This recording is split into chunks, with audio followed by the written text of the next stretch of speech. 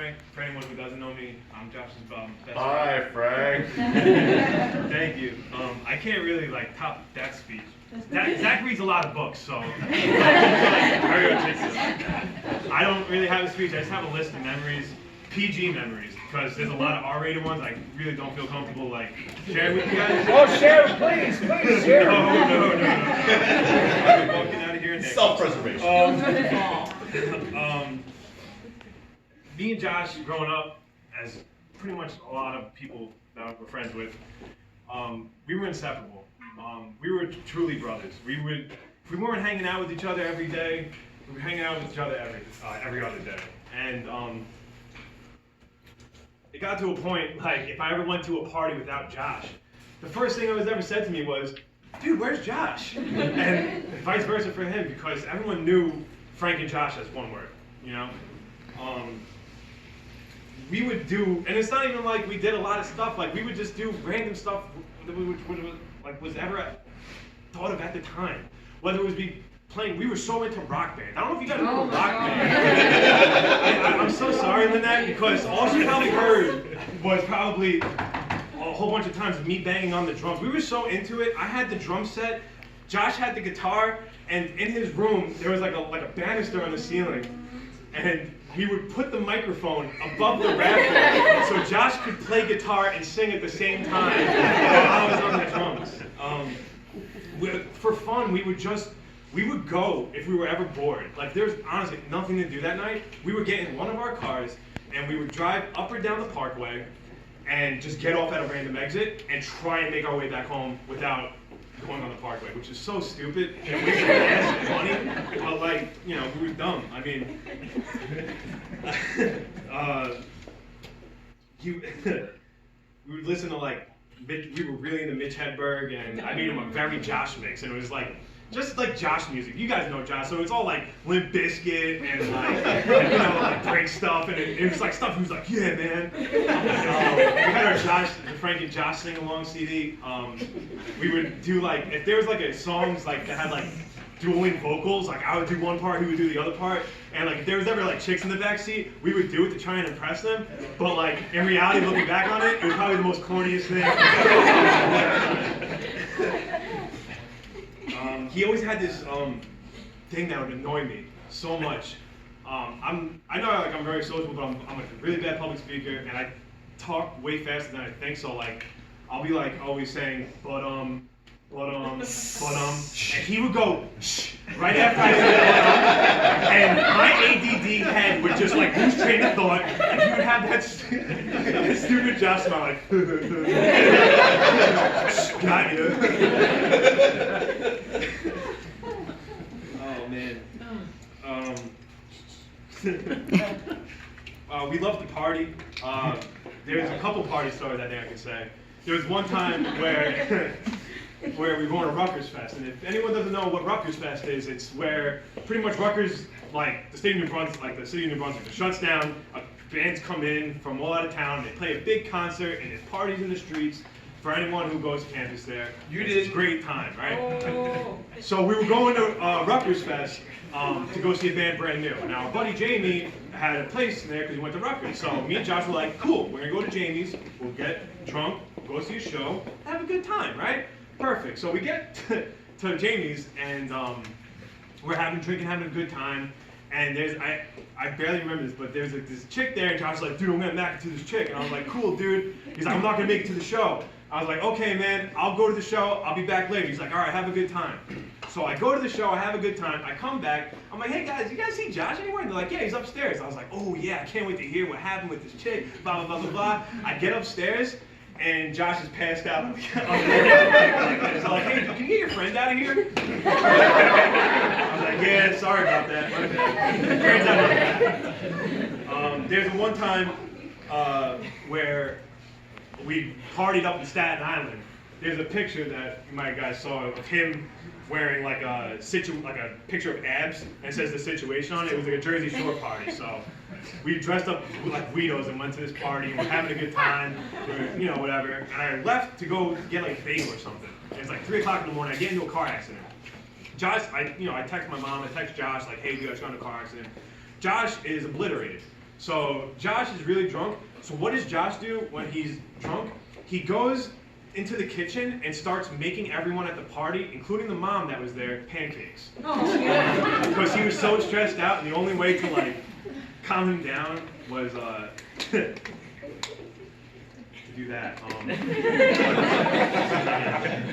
Josh is the embodiment of what a friend should be and what a person, because he's the type of person that would literally do anything for you. And I know that's a cliche saying, like, hey, I'm your best friend, I'll do anything for you. He would literally give you the shirt off his back. He, without a doubt, and like some people might even be hesitant to do it, Josh would do it in a split second. I remember there's this one time, one of our friends, Steph, she lives in Lakewood, and she got through a bad breakup. And this dude was messing with her, and Josh was like, you know, F that dude, you know what, Frank, come with me. So I get in his car. This is when he was working at Action Pest Control. We go to Action Pest Control, and apparently Action was getting rid of a lot of garbage bags of insulation. And we're like, what are we doing with this? He's like, dude, trust me, just follow me. Apparently Josh got the address to her ex-boyfriend's house, and we drove at like midnight in front of his house and dumped a whole bunch of insulation in his driveway. The rest of like, stay screwed. That's what he would do for your friend. Like,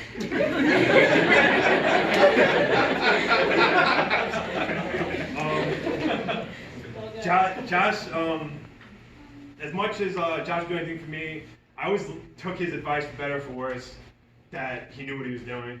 And that's good advice, and sometimes it wasn't. Like one time, Josh convinced me to pierce my lip, which is cool. I'm 17, I have a pierced lip, I'm cool, right?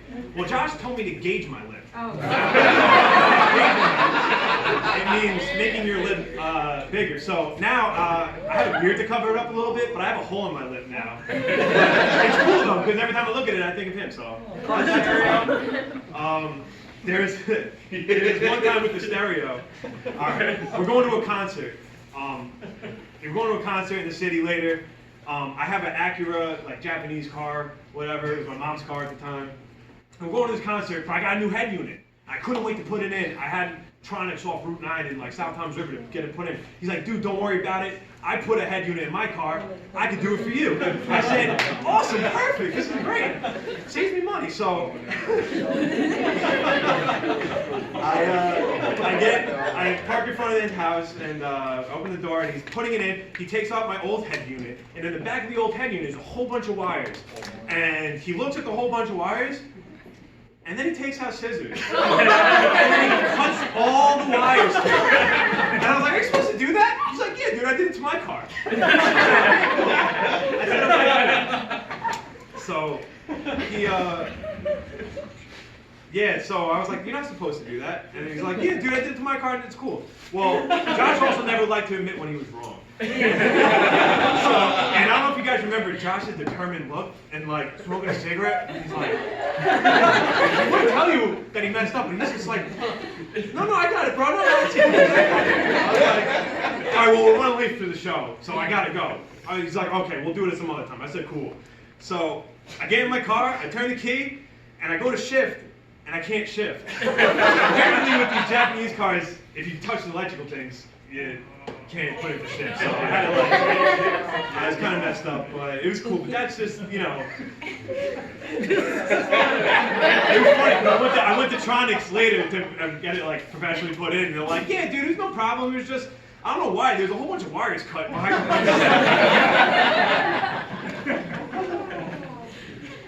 No, but like I said, Josh always found a way to uplift me, and if I was ever feeling down, and he would do that for any of our friends. He was there at a drop of a hat. One time, my ex-girlfriend cheated on me, and I found out at 2 o'clock in the morning. I called him. He's like, come over right now. And he got all of our friends in front of his house at like 3 o'clock in the morning. He would do anything for you. If it wasn't for him, I wouldn't even have met my wife.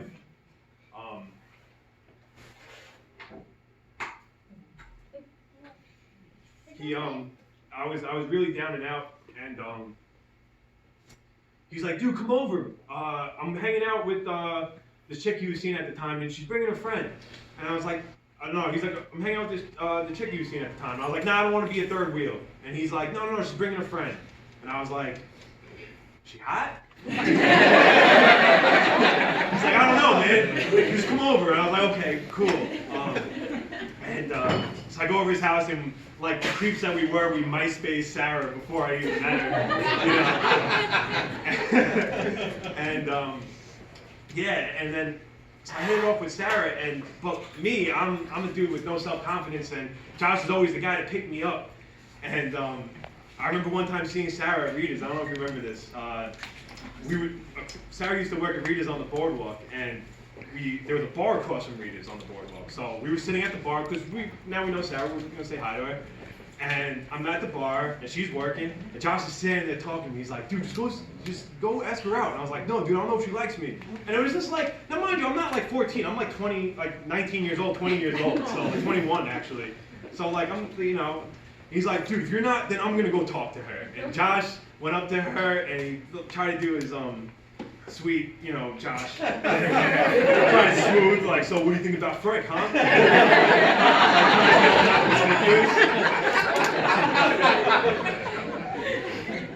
But one of the funniest moments, and this is where I'll end, because I know I'm just, rambling at this point, but one of the funniest memories of Josh was when we wanted to go to this party, and there was this chick there that he didn't want to see. And we were like, no, it's gonna be awkward, especially if you don't go. But wait, I got an idea. Whose idea was it, Sarah? I think it was mine. Sarah was like, instead of you not going to this party, why don't we just dress you up? If you want to come over to see what Josh looks dressed up, please look at the rightmost picture on this frame over here.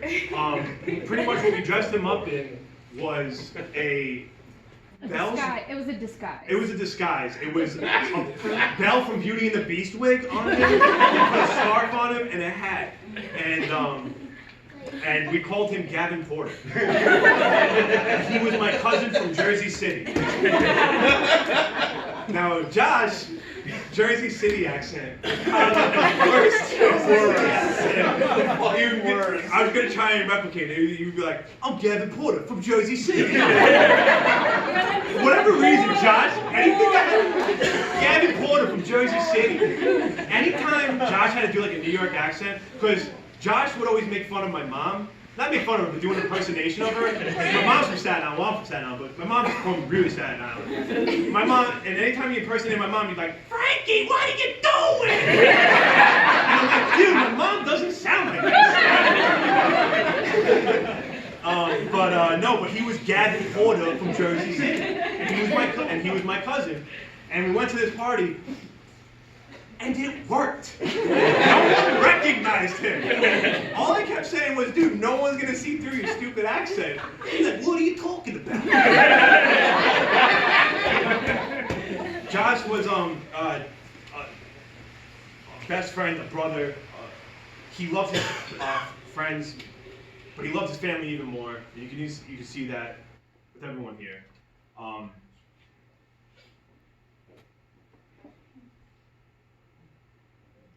He will be missed. Cheers. Cheers.